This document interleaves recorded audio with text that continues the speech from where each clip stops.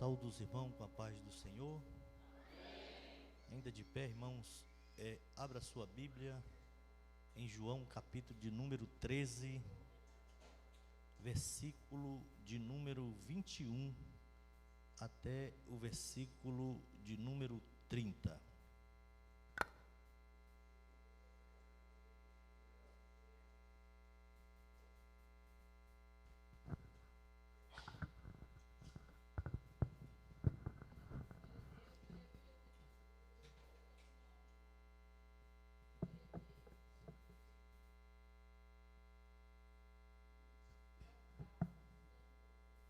Irmão acharam? Amém?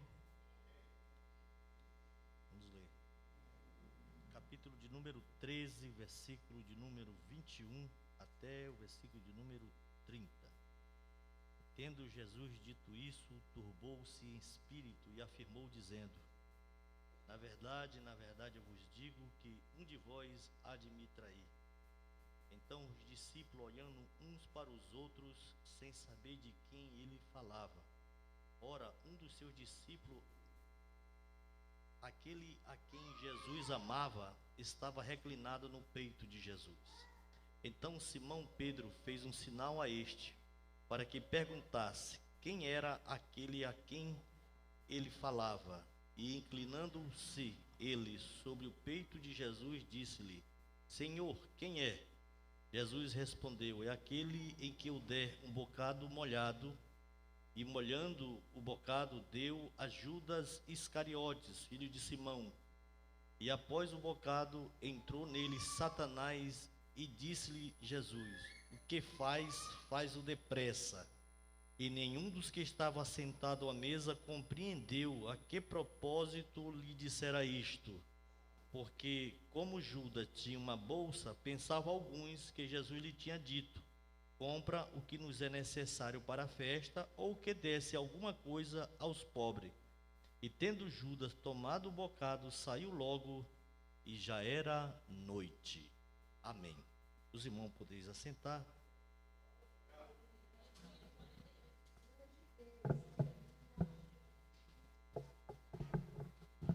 Foi a palavra que Jesus pôs no meu coração. Queria só agradecer por essa oportunidade, cumprimentar os obreiros do púlpito, pastor Isaías, os obreiros, pastor Joel pelo convite.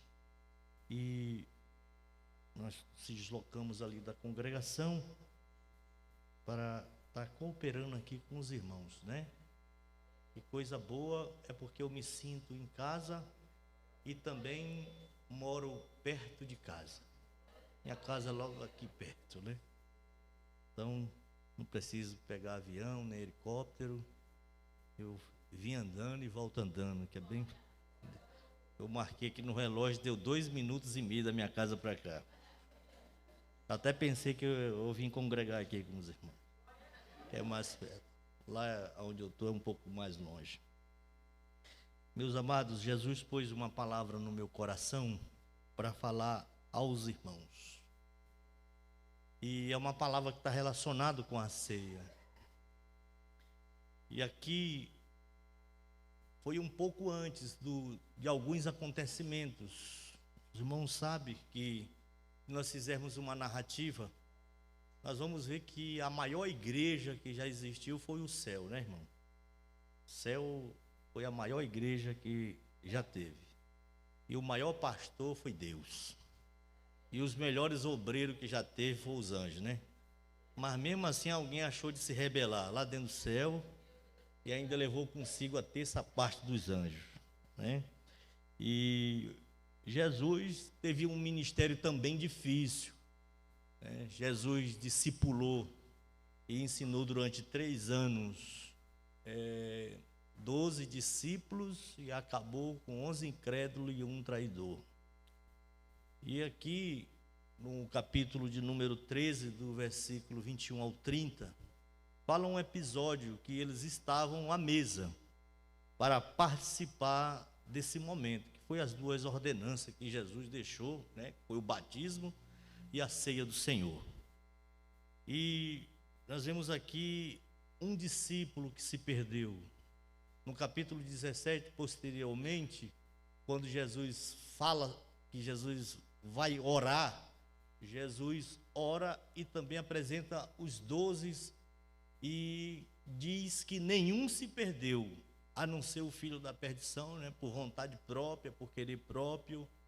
Ele, de forma deliberada, resolveu seguir o seu próprio caminho, mas foi avisado, Jesus orientou, Jesus tentou desmaterializar os discípulos a vida inteira. Jesus tentou desmaterializar, tirar a matéria deles do coração, para que eles se tornassem pessoas que fossem dignas do reino.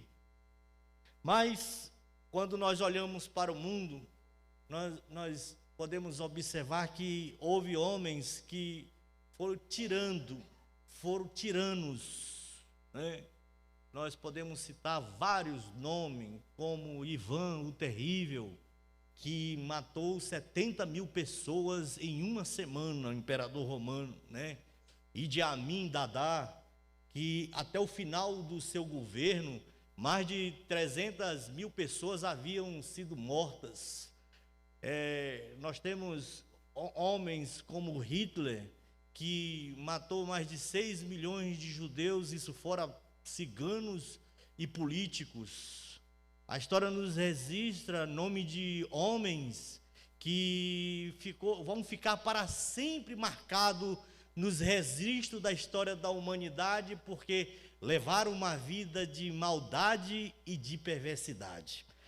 E eu digo para os irmãos que existe uma diferença entre maldade e perversidade.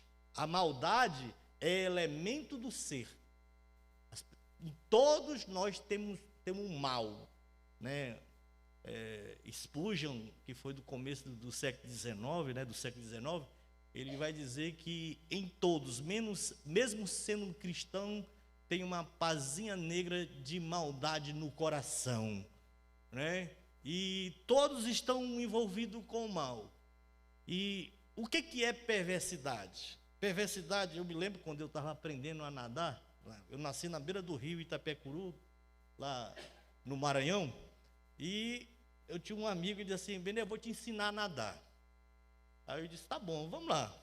Aí o rio Itapecuru tem mais ou menos uns 200 metros assim de largura. E a gente começou a bater água e tal. Quando chegou no meio do rio, eu disse: rapaz, olha o tanto que a gente já nadou. Eu digo: eu vou voltar. Ele disse: não volta. Se tu voltar, tu não vai aguentar. Está mais fácil atravessar para o outro lado do que voltar. Eu digo: continua batendo a mão. Aí eu fui e atravessei. O que eu quero dizer com isso? Maldade é umas braçadas que a gente dá. Te dá uma braçada é uma maldade.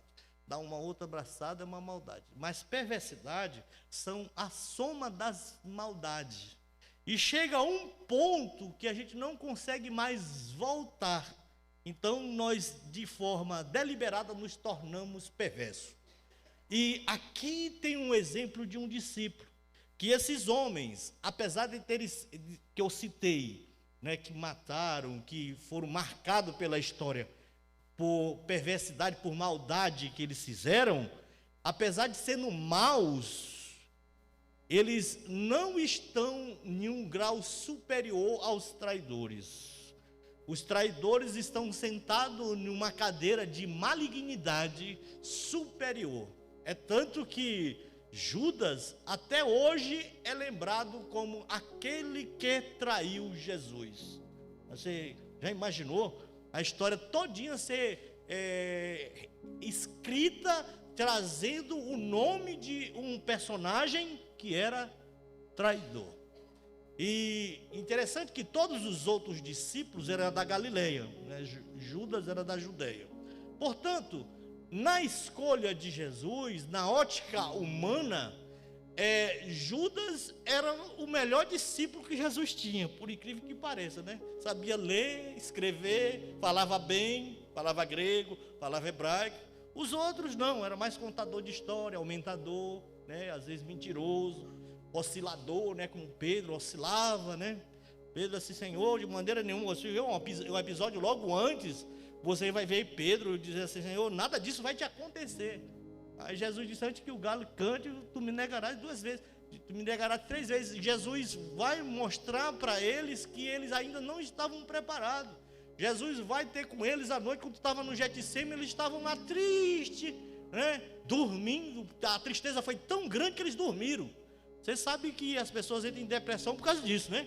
Quando elas estão cheias de problema, ao invés de ela encarar o problema e resolver, não, elas vão dormir para esquecer, né? Mas só que dormir não paga a dívida não, irmão. Tem que levantar e trabalhar e pagar as dívidas, né? Então não adianta. Às vezes a pessoa vai dormir achando que vai, quando acordar vai acontecer um milagre. Isso não vai acontecer. Então Jesus desperta eles: ó, vocês não podem velar comigo nem uma hora. E eu queria trazer, irmãos, aqui dentro desse texto, alguns pensamentos para que nós pudéssemos usufruir dele como grande verdade para as nossas vidas. Nós sabemos que ser discípulo era difícil, principalmente na época de Jesus, uma época de transição histórica, né? Eles estavam debaixo do poder de Roma, eles não tinham como, de maneira nenhuma, ter escolhas em algumas coisas, eles eram obrigados a fazer o que o Estado mandava, e isso também dificultava a propagação do Evangelho. Porém, era na plenitude dos tempos, as barreiras sociais eram mais abertas, tinha como se levar o Evangelho além das fronteiras. E foi num cenário desse difícil, foi que Jesus escolhe 12 discípulos, né? Os discípulos, eles foi posteriormente chamado de apóstolo, né? E eles tinham a incumbência de passar Jesus de uma forma, de um modelo, de um protótipo, de um paraninfo. Ele tinha que ser igual a Jesus. Jesus nunca disse assim: vós sereis reconhecidos, os meus discípulos, quando vocês ficar ricos. Vós sereis reconhecidos, os meus discípulos, quando vocês possuírem bens material. Não. Jesus disse: vós sereis reconhecidos como os meus discípulos, quando vocês amar uns aos outros como eu vos amei. E Jesus então apresenta aqui um dos personagens que ele também amava. Inclusive Augusto Cury, ele se converte, né? Quando ele lê na Bíblia que Jesus chamou Judas de amigo, né? Eu acho que foi a única pessoa na face da terra que chamou um traidor de amigo, foi Jesus. Então Jesus chamou ele de amigo: você é meu amigo, né? E todos os outros discípulos Jesus também trabalhou. E alguns, se os irmãos observarem, ali quando houve a multiplicações dos pães, Jesus não fazia milagre para exibicionismo. Não, Jesus, sempre quando ele fazia um milagre, ele fazia com a intenção de ensinar alguma coisa. E observe que quando Jesus mandou os discípulos de 2 em 2, eles foram, pregaram a palavra, ensinaram a palavra. Quando eles voltaram, eles começaram, cada um vendeu o seu peixe, e Jesus ficou só olhando. Senhor, os demônios nos submetem. Senhor, a gente passou, levantou a mão e os enfermos foram curados. Jesus ficou só olhando para eles, né? Porque eles não viram que Satanás está virado com aquela situação. E logo depois, no episódio posterior, quando a gente pega na Bíblia cronológica, a gente vai ver que Jesus faz o milagre das multiplicações dos pães, né? E quando eles se aproximam de Jesus: Senhor, dispersa a multidão, porque se nós tivermos 200 denários, de maneira nenhuma a gente conseguiria, inclusive, alimentar toda essa multidão. E Jesus então diz para eles, pode observar, acho que é o Evangelho de Marcos que vai dizer isso, vai dizer assim: não, dai-lhe voz de comer. Por que Jesus utilizaria esse termo? Dai-lhe voz de comer. Aí eles disseram: não tem condição. Jesus então faz o milagre da multiplicação do pão, dos pães. Quando esse milagre acontece, que eles olham para Jesus, ele disse: realmente ele é o Filho de Deus.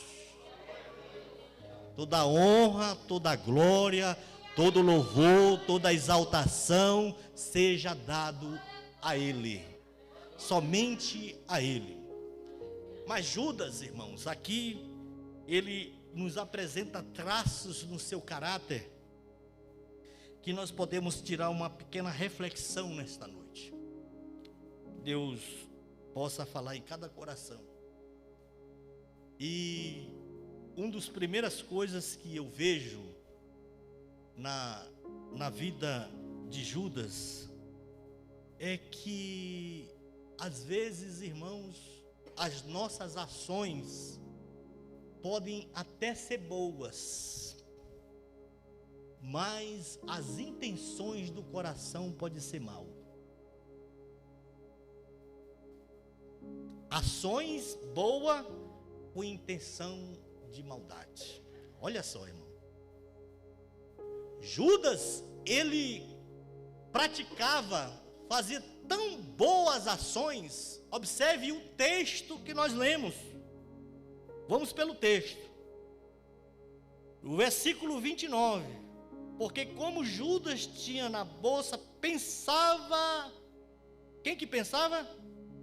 Alguns. Que Jesus lhe tinha dito: compra o que é necessário, né, para a festa, ou compre alguma coisa para dar para os pobres. Judas, o versículo mostra que quando ele se levanta, ninguém pensava que ele ia fazer uma má ação, mas uma boa ação. Olhando o cenário da vida de Judas, nós podemos ver que ele poderia, né, ser uma pessoa que ele ia somar mais do que todos os outros discípulos, mas ele fez o contrário. E assim, irmãos, é nos nossos dias. Tem pessoas que cantam, usam a palavra de Deus, fazem louvores, né, para vender, porque alguém colocou no coração delas que se elas cantarem um dia elas vão ficar ricas. Alguém colocou no coração de algumas pessoas que se elas pregarem algum dia elas vão ficar ricas. As ações são boas, mas a intenção do coração está errada. Porque nós recebemos de graça, e de graça também nós devemos dar. O dom é de Deus, a graça é de Deus, a misericórdia é de Deus, a bondade é de Deus.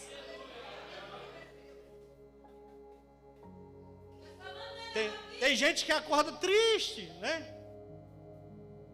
E outros que nem acordaram. Pensa nisso, irmão. Pensa nisso, que você está aqui. Deus te deu fôlego de vida. Deus te deu a vida. Você pode glorificar a esse Deus, né? Eu fui numa igreja, irmãos, e eu estava observando o culto rolando e tal, e eu vi uma criança dando uma oferta. Eu disse: meu Deus, eu nunca dei uma oferta do jeito que essa criança deu. Ele deu com uma alegria tão grande. Eu disse: esse aí cumpriu a palavra. Rapaz, até o culto, quer dizer, quando a pessoa se despeja de verdade, as coisas materiais para ela se tornam fúteis. Elas não têm valor nenhum diante da graça de Deus. A desconsideração é grande. Às vezes eu tenho uma boa ação vindo à igreja, eu tenho uma boa ação pregando, eu tenho uma boa ação ensinando, mas as minhas intenções também têm que ser as melhores possível, que seria de agradar aquele que me chamou. Judas, talvez ele não pensava assim. O que Judas pensava? Ele pensava em ser rico. Olha, irmão, quando Jesus estava entrando em Jerusalém, foi a hora que Judas virou as costas para Jesus. Jesus disse assim: vou morrer. Ele virou as costas e foi embora. Por quê? Ali foi a gota d'água. Porque ele pensava que Jesus ia entrar em Jerusalém, que ia destronar Herodes, que ia se sentar no trono. E se agora eu estou com muito dinheiro, agora eu vou ficar com mais dinheiro ainda, porque eu vou ser o administrador, o tesoureiro de Jesus. Só que os planos de Jesus era outro. Não era só para 12 pessoas, não era só para Israel. Isso falava da igreja que hoje está aqui. Se fala de todos nós que um dia estávamos perdidos nos delitos e pecados, e Ele olhou para nós e nos reuniu e disse: celebra a ceia, lembra de mim. Todos os dias, sempre façam isso, lembrem do que eu fiz por vocês. Não esqueçam de mim. Toda vez que vocês se reunirem, lembre de mim. Lembra do que foi feito na cruz. Lembra do que eu passei, do que eu sofri por vocês. Isso que Jesus estava... A minha intenção do coração tem que ser até maior do que as minhas ações. Tem pessoas que não faz muito, mas o pouco que elas fazem reflete com sinceridade aquilo que Deus quer. Quando Jesus entrou na casa de Simeão, veio uma mulher, ela se prostrou nos pés de Jesus, começou a beijar os pés de Jesus e a chorar, né? Aí Simeão olha para aquela mulher, e olha para Jesus e diz: esse homem não sabe quem é essa mulher. Se ele soubesse, ele não deixava ela tocar nele. Jesus olha para Simeão e diz assim: Simeão, eu sei quem é esta mulher, mas eu entrei na tua casa, tu não ungiu a minha cabeça, tu não lavou meus pés e não beijou o meu rosto. Que são coisas bem pequenas, comuns, que um amigo faz para com o outro. Mas essa mulher, com as suas lágrimas, ela me unge para aquele dia. Sabe qual é o grande problema, irmãos? É que nós vivemos uma geração que sabe muito, mas não consegue transformar suas palavras em atos. Essa mulher não sabia muito não, mas o pouquinho que ela sabia, ela conseguiu agradar Jesus.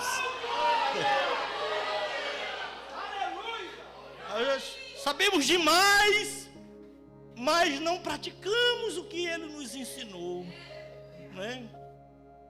Eu estava saindo na porta da igreja, uma irmã falou assim: eu odeio aquela mulher. Eu disse: minha irmã, ela é sua irmã. Se eu pudesse pegar ela, esganava ela. Eu digo: minha irmã, pelo amor de Jesus Cristo, ela é sua irmã em Cristo. Ele morreu por você. Ele morreu por ela. Aceite ela do jeito que ela é. Jesus não te aceitou? A Bíblia diz, Romanos 5,8: Deus prova o seu amor para conosco pelo fato de ter Cristo morrido na cruz, sendo nós ainda pecadores. Ele olha para nós, ele não olha como as pessoas olham. Talvez Simeão olhou para a aparência, mas Jesus olhou para o coração. Essa mulher aí, ela praticou o que deveria ser praticado. Ela praticou o amor. Não foi só a intenção do coração, mas foi, na realidade, uma ação seguida de boas intenções. E essa é, irmão, aquilo que agrada ao Senhor. Glória a Deus. O texto, irmão, na realidade, o versículo 29, ele segue falando de uma coisa que talvez é o que as pessoas pensam de nós, né? O Judas, ele tinha uma reputação tão boa que as pessoas que olhavam para ele, um outro pensamento, olhava para ele, não via ele como um traidor, não via ele como uma pessoa ruim, não via ele como uma pessoa perversa, via ele como uma pessoa boa. Observa, o versículo 29 também vai dizer isso. Alguns pensavam, podia ser que ele ia sair para atrair Jesus. Não, que ele ia sair para comprar coisas para os pobres, para comprar coisa para festa, né? Para que eles celebrassem ali. Não, ele ia sair para atrair Jesus. Irmãos, as pessoas hoje andam tão preocupadas com a reputação delas, que se esquece que nós devemos nos preocupar muito antemão com o nosso caráter. O nosso caráter, irmão, ele é muito ligado à santidade. Não é o que as pessoas veem de você, é o que Deus vê em você, que é o mais importante. E isso se reflete em verdades que as pessoas olhando vão admitir cedo ou tarde que Deus está na sua vida. Mas o Pablo Neruda, ele fala assim: quando eu vejo Pedro falando de João, eu conheço mais Pedro do que João. E isso é verdade, né? Porque o fofoqueiro, irmão, ele não tem o favor de Deus. Não tem o favor de Deus. Porque ele só deprecia. Observe, irmão, que Paulo, quando ele escreveu em Gálatas 5, versículo 19 em diante, sobre as obras da carne, ele cita uma lista grande. As obras da carne são essas: manifestos, prostituição, impureza, lascívia, feitiçaria, inimizade, porfia, emolição, peleja, dissensão. Aí Paulo cita uma lista bem grande: inveja, ciúmes e tal. E Paulo repete, lá no final, ele repete uma obra da carne. Só teve uma obra da carne que Paulo repetiu. Quando você lê o texto, você vai entender o que eu estou querendo falar. Ele repete: irmão, não invejai uns aos outros. Irmão, aí, provérbio diz que a inveja, irmão, é como um cranco. A inveja, quem parará diante dela? Ela é igual a muralha. Fizeram uma pesquisa aí, diz que com 2.000 pessoas, meu pai disse que só existe 2 tipos de mentira, né? É a estatística, né? A estatística, as estatísticas mentem que só, né? Mas criando a questão de uma probabilidade, você, no auditório de 2.000 pessoas, perguntaram para essas pessoas, foram perguntando de uma por uma: você é invejoso? Aí disse que apenas 10% disse que era invejoso, o resto se achava invejado. Até que não tinha nada, dizia: eu sou muito invejado, viu, irmão?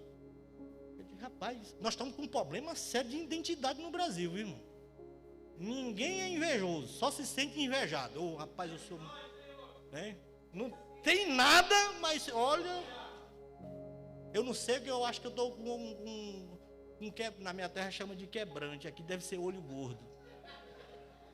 Né, irmão? Ele olhou aqui para mim e disse: ei, mas, irmão, a inveja é uma coisa terrível. E às vezes, irmãos, só quem está fora consegue ver, quem está dentro não vê. A pessoa às vezes não vê que ela tem inveja. Durante os 45 anos que eu ensino, eu vi apenas uma irmã, num culto de ceia, dizer assim: pastor, eu queria pedir perdão. Aí o pastor deu a oportunidade, ela veio na frente e disse assim: irmã fulana, eu queria pedir perdão para você porque eu tinha muita inveja de você, viu? Eu vi isso aí uma vez na igreja.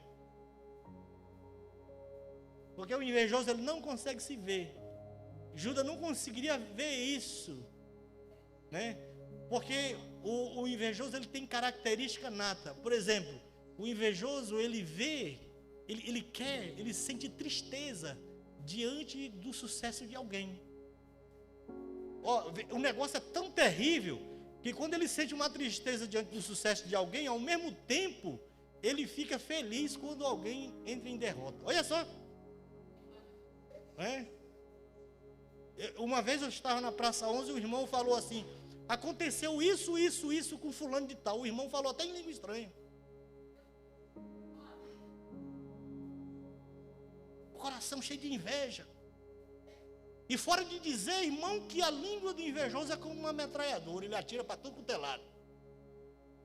Não tem um que escape. Até o que é bom ele enxerga o que é mal. Não é? E o invejoso também, irmão, ele reprime elogios dados a outras pessoas. Ele tem na boca sempre o mais. Fulano de tal é uma benção, mas fulano de tal faz direitinho, mas ele anda tão bonitinho, né? Mas ele não consegue se enxergar. Ele não consegue ver que o que Deus deu para ele é único. O que Deus deu para você é único. Eu nunca vou fazer do jeito que você faz, porque você é uma pessoa única que Deus criou.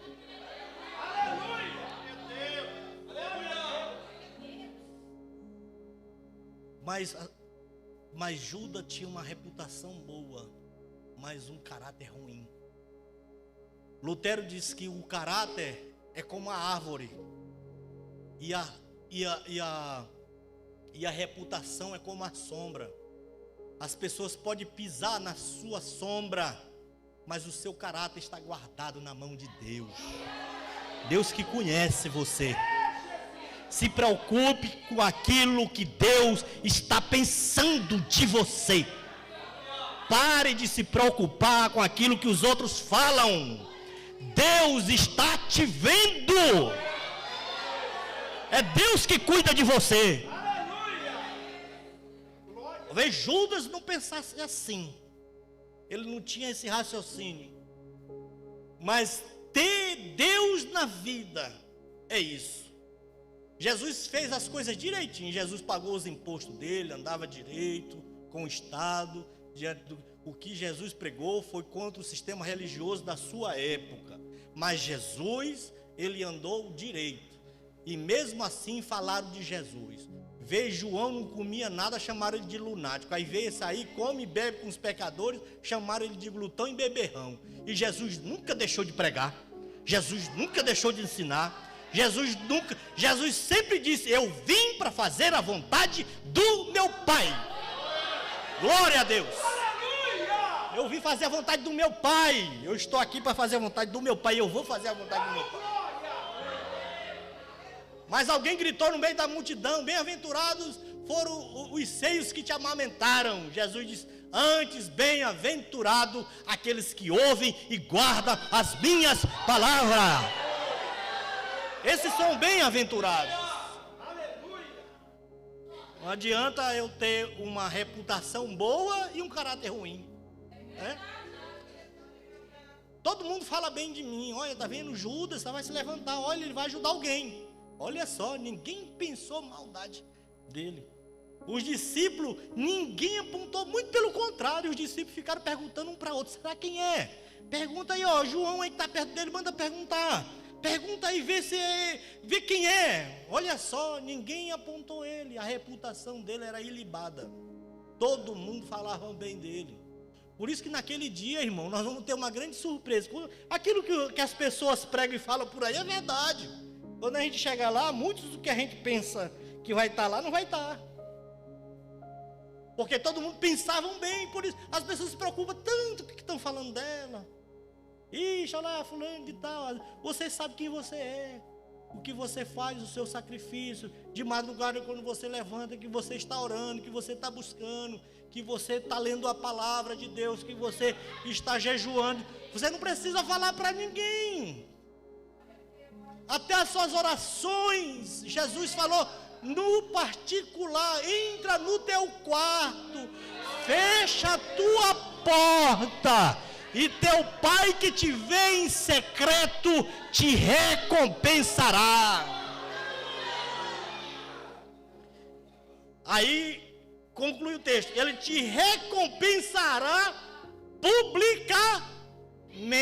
A oração, sabe o que eu aprendo aí? A espiritualidade minha tem que ser no secreto, mas as bênçãos de Deus todo mundo vai ver na minha vida. Eita glória! Todo mundo vai ver. E você diz assim: nossa, irmão, ora e tal. Por isso que eu falei: irmão, não dá para julgar ninguém não, irmão. Um dia a gente foi fazer no interior do Maranhão um culto lá na cidade de Tigidor. Aí quando chegou lá, manifestou um demônio. Rapaz, o demônio quebrou a mesa. Eu digo: vai quebrar os obreiros, vai quebrar todo mundo. Eu digo, aí disseram assim: vai lá. Eu levantei as duas mãos e disse: eu sou novo convertido. Eu aceitei Jesus. Eu aceitei Jesus ontem. Quem tem que ir é quem está na frente. Aí manda o pilotão da frente. Aí se quebrar todos os pilotões, aí manda os recrutas. Mas eu não vou entrar nessa não. Rapaz, o demônio saiu quebrando tudo. Aí tinha um irmão, rapaz, que saiu de dentro de uma casinha bem pequenininha. Estava lá, ele mexendo com uma cenaria. Chegou lá, só fez assim, ó. O demônio caiu. Aquele irmão, o único culto que ele ia era aquele culto que fazia no ar livre. Porque ele não tinha como se locomover até a igreja. Mas ele vivia uma vida com Deus. Nós olhamos muito para a carcaça, né, irmão? O jovem rico tinha uma carcaça, era bonito.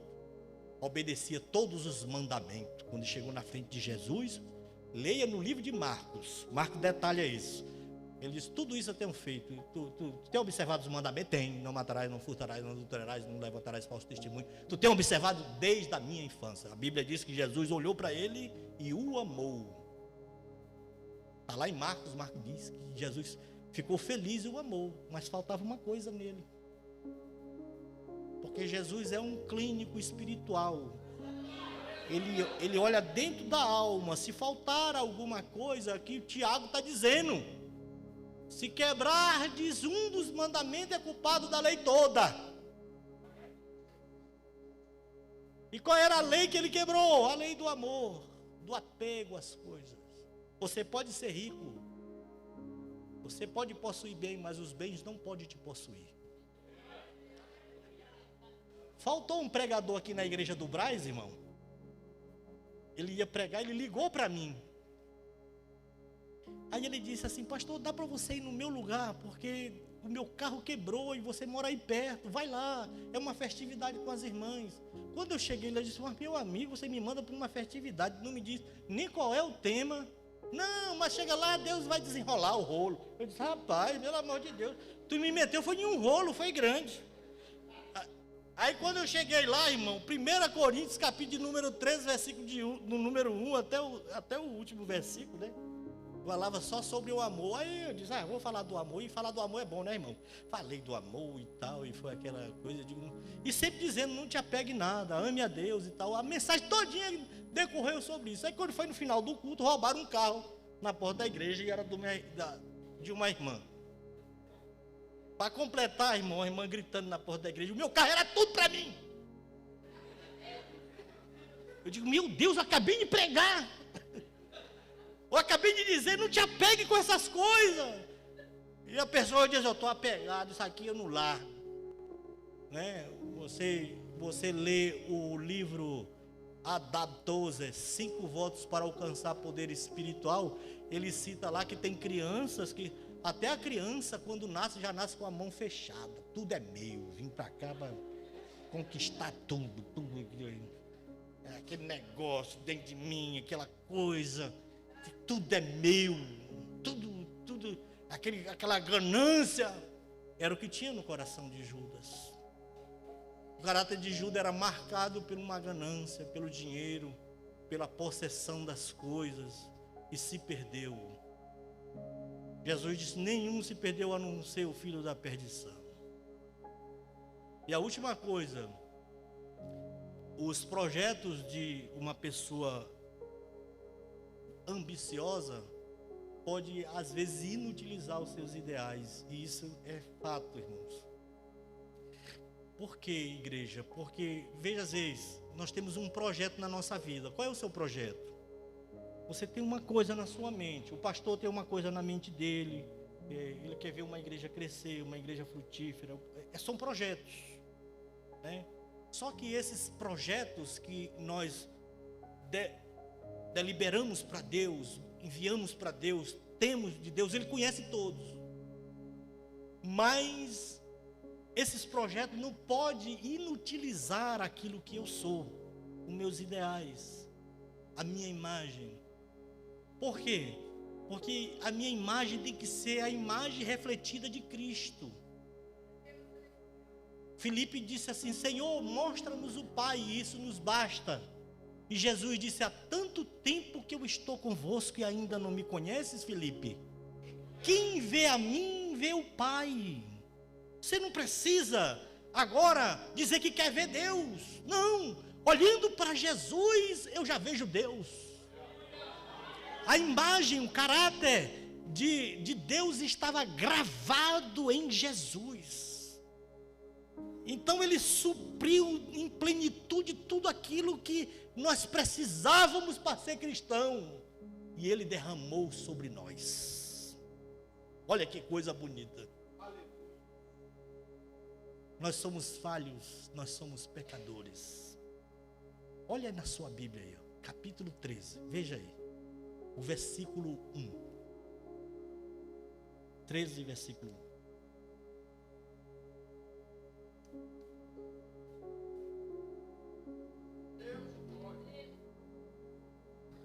13, versículo 1. O que diz? Ora, antes da festa da Páscoa, sabendo Jesus que já era chegado a hora de passar deste mundo para o Pai, como havia amado os seus que estava no mundo, vírgula, o que está escrito aí? Como é que nós devemos amar, irmão?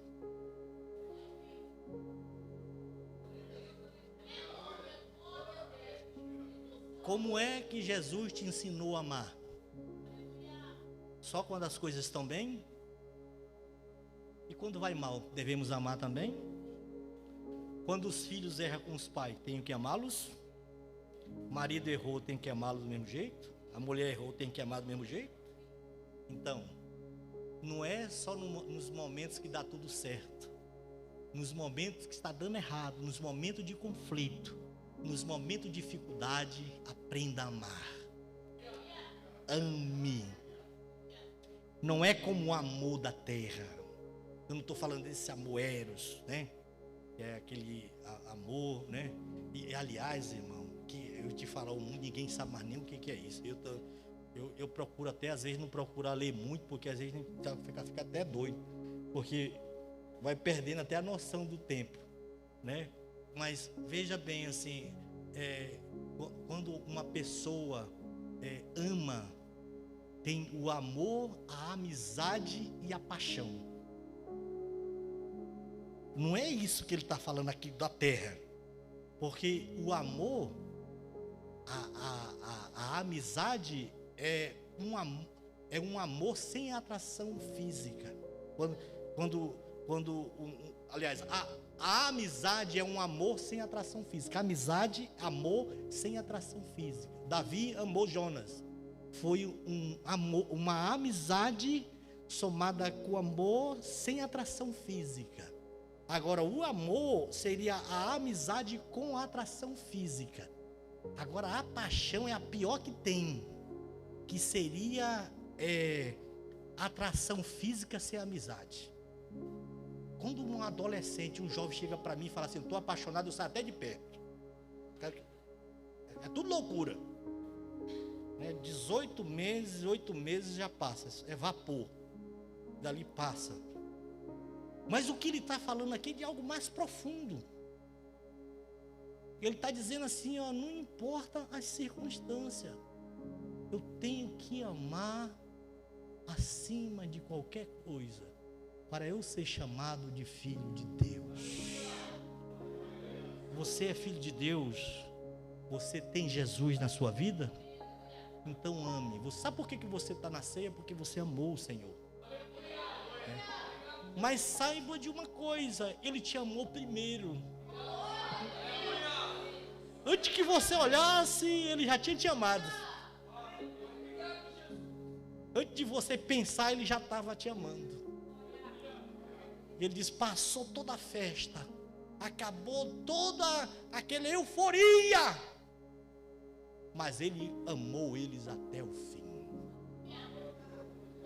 Eu vou para a cruz, eu vou morrer, eu vou ser crucificado no meio de duas pessoas, mas eu vou continuar amando, eu vou continuar olhando para eles com um olhar de amor. Isso é o amor do sacrifício. E a Bíblia diz, né? Bom para as mulheres, né? E a Bíblia diz que nós temos que amar a esposa como Cristo amou a igreja, né? Meu amigo, não é fácil não, viu? Cuspiram no rosto de Jesus, arrastaram Jesus pelo meio das ruas, bateram em Jesus, mas Ele continuou amando. Aleluia. Irmão? A irmã entendeu aqui na frente, viu, irmão? E isso é o amor. Isso é a verdade do Evangelho. É o amor do sacrifício. O papel da mulher é respeite e o do marido é ame. Mas o do cristão é amar até o fim. Ame, irmão. Continue amando. Ame seu pastor. Pastor, ame a igreja. Obreiro, ame os irmãos. Os irmãos, ame as irmãs. As irmãs, ame umas às outras. É assim que Ele nos ensinou. Glória a Deus.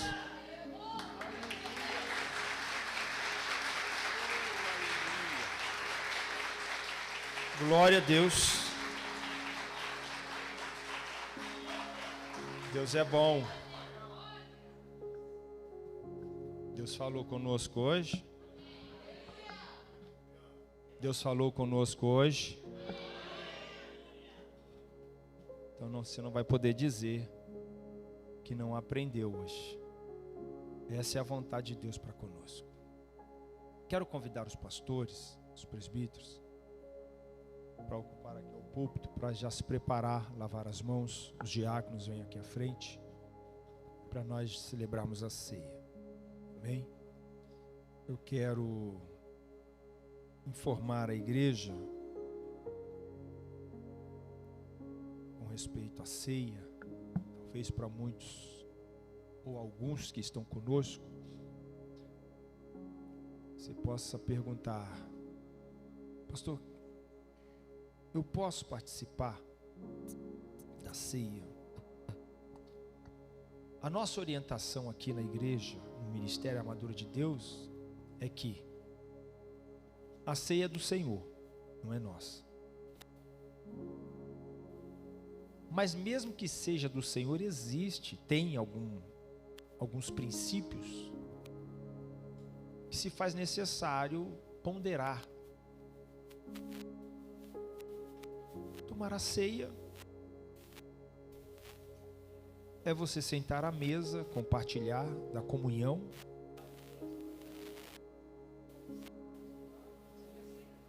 sua com Cristo, trazer a memória do sacrifício do Senhor. Mas para participar se faz necessário realmente você estar inserido ao corpo de Cristo, né? Estar em comunhão com a igreja. Amém? Entra a questão do batismo, né? Para quem teve o tempo hábil para descer as águas batismais, se você é batizado, né? Você está liberado. Bem? Primeira carta aos Coríntios, capítulo de número 11.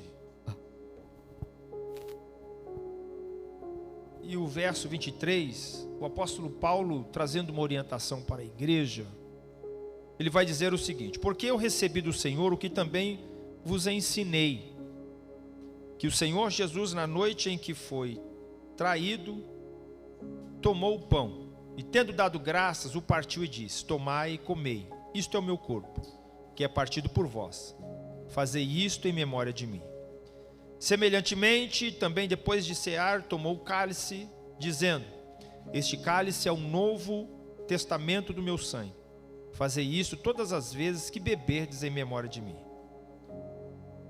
Porque todas as vezes que beberdes, que comerdes este pão e beberdes desse cálice, anunciais a morte do Senhor, até que venha.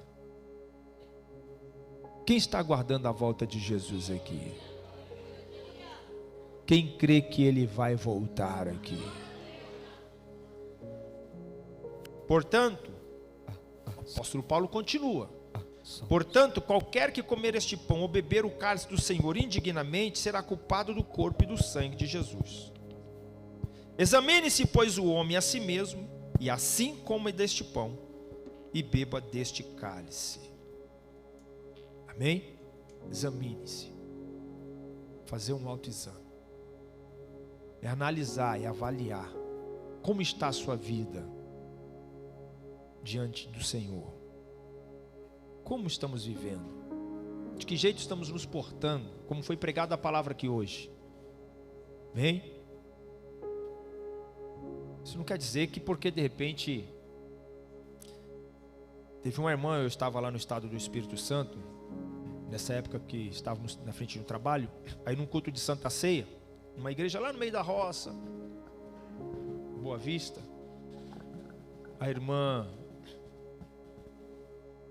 eu percebi que os irmãos passou com um pão, né? As irmãs pegaram e a irmã não pegou, e a irmã nunca, a gente conhece, né? A pessoa sabe da integridade dela, e não pegou, e eu avaliei, eu fiquei olhando, falei, deve ter acontecido alguma coisa. Aí passou, o cálice também não pegou. E no semblante dela eu via realmente uma tristeza. Havia uma tristeza nela pelo fato de ela não estar participando. Aí terminou o culto, eu fiz menção do nome dela. Eu falei, irmã, fulano de tal, vem aqui. Na hora que terminar aqui, vem aqui, depois eu quero conversar com a irmã. E ela veio. Terminamos o culto, encerramos e ela veio. E eu falei, irmã, eu não sou de fazer isso, mas eu fiquei incomodado. Foi celebrada a ceia, mas eu percebi que a irmã não tomou a ceia. Não sou de perguntar para ninguém, mas eu fiquei incomodado porque eu percebi que a irmã estava meio aflita. Eu não sei, irmão, o que foi. Não sei se era indecisão, se não. Ela começou a chorar. Aí eu perguntei para ela assim, é alguma coisa? Ela falou, pastor, é porque antes de sair de casa, meu filho, fez uma arte lá, eu tinha falado para ele não fazer, ele fez. E aí acabou que eu peguei o chinelo e dei umas chineladas nele. Aí eu falei, ufa, graças a Deus. É por causa disso, irmã? É, pastor, porque eu dei uma chineladinha nele, aí eu vim para a igreja, eu fiquei meio assim, porque ter dado uma correção. Eu falei, não, irmã, vamos para a Bíblia? Pega lá a Bíblia. O que a palavra de Deus fala? Que se precisar correção, precisou, pastor. Eu falei, então está em paz, irmão, Deus não está pesando nada. Amém? Ah, pastor, então eu posso tomar? Pode. Então aí chamei um diácono, o diácono celebrou a ceia para a irmã. Então existem algumas questões que não envolvem. A questão do que Paulo está falando aqui, indignamente, é não trazer a relevância do que é a ceia. É não ter a compreensão, ou também tratar assim como se fosse qualquer coisa. Tem crente que hoje ele já não tomou a primeira, não tomou a segunda, já faz 3, 4 meses, não é nem aí. Culto de ceia, vou para o shopping. Vou para o shopping, hoje é ceia, mas eu vou para o shopping, uma vez no mês, vai para o shopping. Tem 29 dias para ir para o shopping, mas vai no shopping no dia da... Aí vem, diz muito, foi o que o pastor pregou aqui, diz muito a respeito da ação da pessoa, diz muito a respeito a ela, da intimidade dela com Deus, pelo que ela está fazendo, qual é o comprometimento. Então aqui também ninguém obriga ninguém, mas a gente orienta pela palavra. Quem está entendendo, diga amém. Então a ceia do Senhor é trazer em memória, é saber e ter a convicção do porquê nós estamos aqui hoje. Amém? Olha só, participar da ceia do Senhor não é o final, participar da ceia do Senhor é o início. Você sabia disso? É o início. Porque todas as vezes que se reunirdes em meu... Então eu estou falando assim, todas as vezes que vocês se reunirem, começou. Não é o final. Amém? É o começo, é o início. Então todas as vezes que a gente está aqui e se reúne num momento como esse, se torna o início. O início do quê? De um renovo. O início de uma convicção. O início de um fundamento. De uma certeza. O início do quê? O início de uma esperança viva. Eu estou dizendo para o mundo, olha, eu estou aguardando o Senhor. Eu estou dando testemunho para a igreja, estou dando testemunho para o mundo espiritual. Ele morreu, mas ele também ressuscitou. E ele fez uma promessa que vai voltar. Então eu sento à mesa e participo, porque eu espero. Eu estou esperando. Quem está esperando aqui? Quem está esperando? Isso. Tem crente que está nem aí não. O negócio está assim, participa. E não procura também. Amém? Mas amém, cada um. Por isso que examina o homem a si mesmo. Porque para chegar diante de Deus, cada um vai dar conta de si mesmo. Amém? Mas está pronto? Está preparado? É um culto racional? Sabe o que veio fazer aqui hoje? O convite está feito. Senta à mesa do Cordeiro. Amém? Coloque sobre os vossos pés. Nós vamos apresentar os pães. Louvado seja Deus. Se tiver crente de outro ministério que está conosco, está em comunhão, quer participar, amém, está liberado. Amém? A igreja do Senhor é uma só, não é a placa que está do lado de fora não, é o corpo de Cristo. Amém? Senhor meu Deus, nós engrandecemos o teu nome. Louvamos e bendizemos, porque tu és o Deus sobre todas as coisas.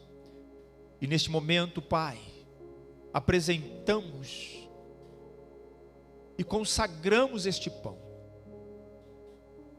porque aqui está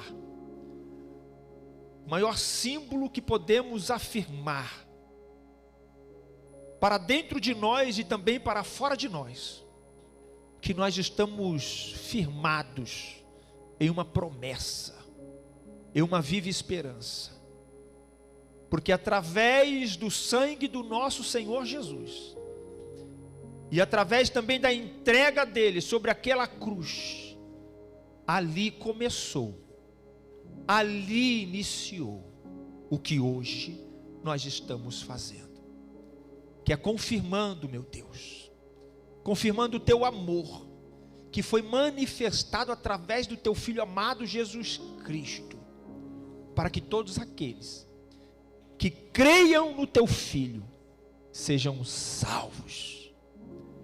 Nós apresentamos ao Senhor e pedimos que a tua graça, a tua abundante graça, seja abundantemente, transbordantemente sobre a vida da tua igreja, em nome de Jesus, amém.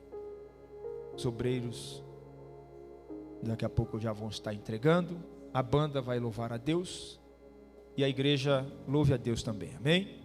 Deus é bom e a sua benignidade dura para sempre. Aleluia.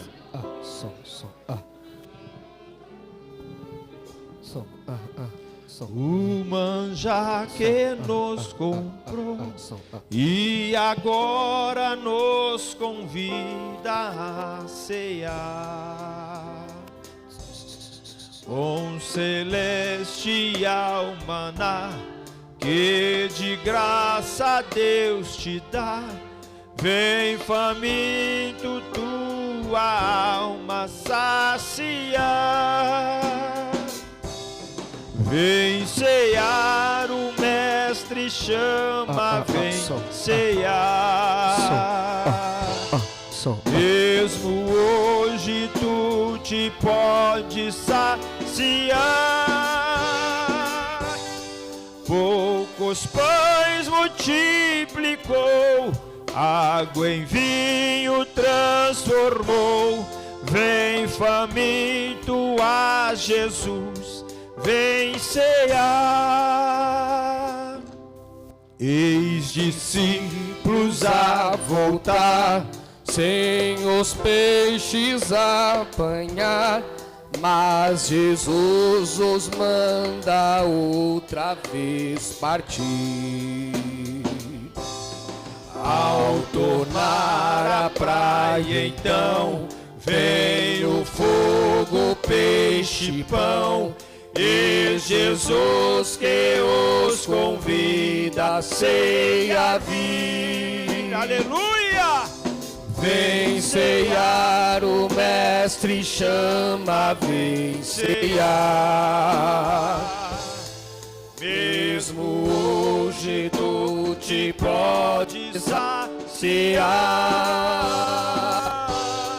Poucos pães multiplicou, água em vinho transformou. Vem faminto a Jesus, vem ceiar. Quem sedento se achar, venha a Cristo sem tardar, pois o vinho sem mistura ele dá. E também dá vida o pão que nos traz consolação, Eis que tudo preparado já está. Vem cear, o Mestre chama, vem cear. Oh, aleluia. Obrigado, Senhor. Louvado seja o teu nome. Oh, com os pães multiplicou, água em vinho transformou. Vem faminto a Jesus, vem cear.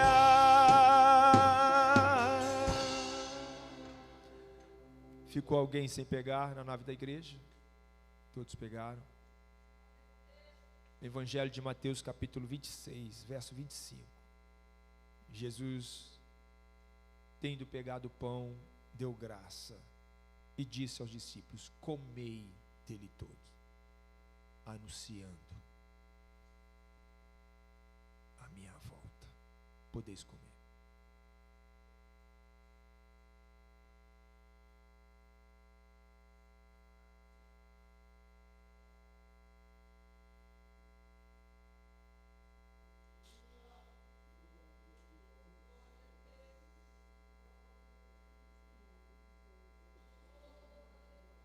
Oh, glória.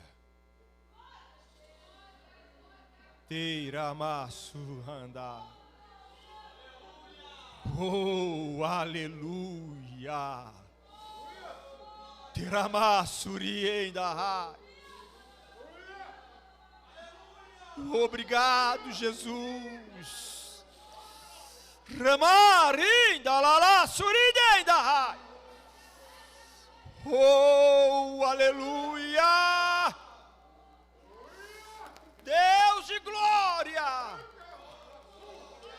Oh, Espírito Santo, Espírito da verdade, aleluia! Louvado seja Deus.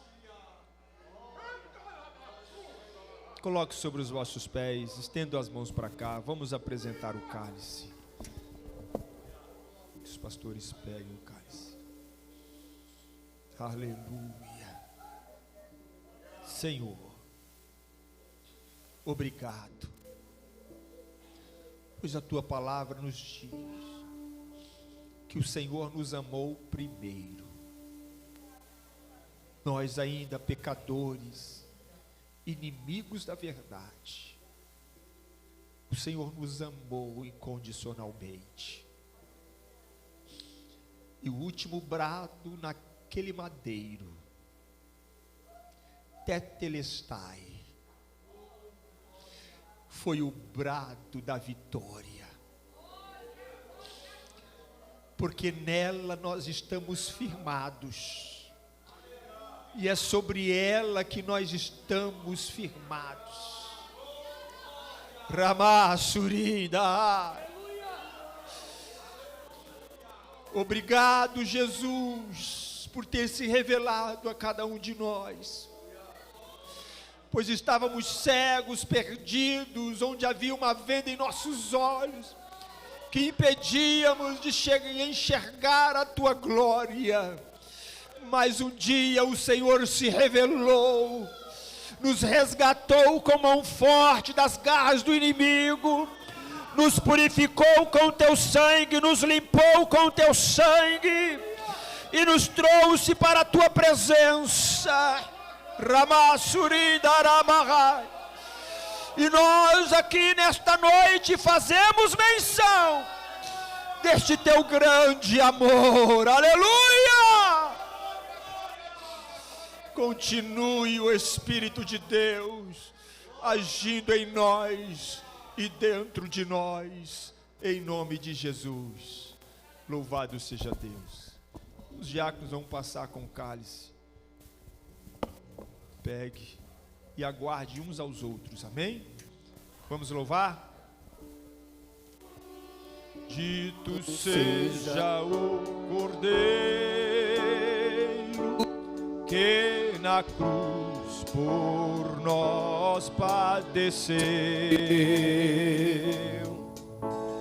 Bendito seja o seu sangue, que por nós ali ele verteu.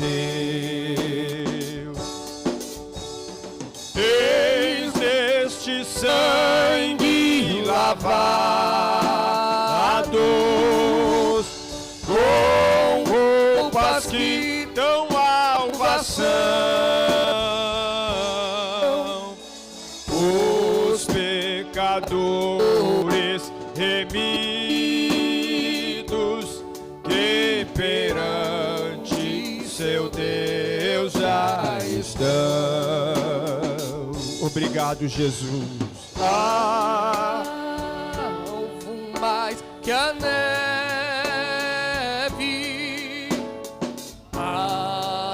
alvo mais que a neve, sim, neste sangue lavado, mais alvo que a neve serei. Quão espinhosa coroa que Jesus por nós suportou. Não merecíamos estar aqui. Oh, quão profundas as chagas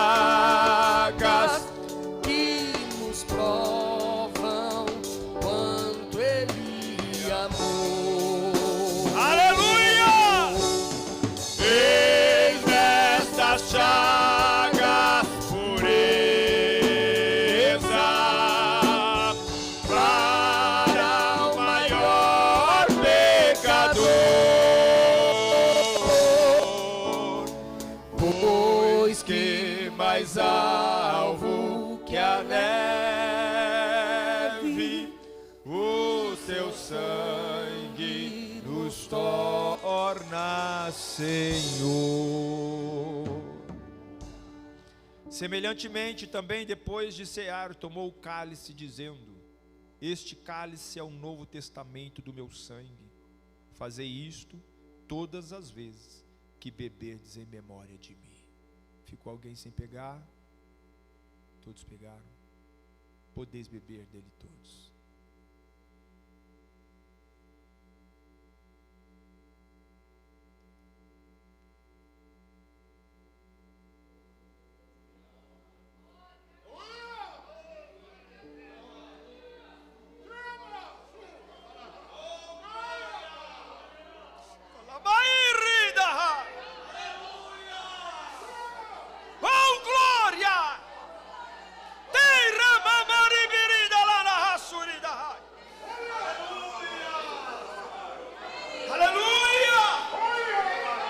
Obrigado, Senhor, obrigado, Jesus.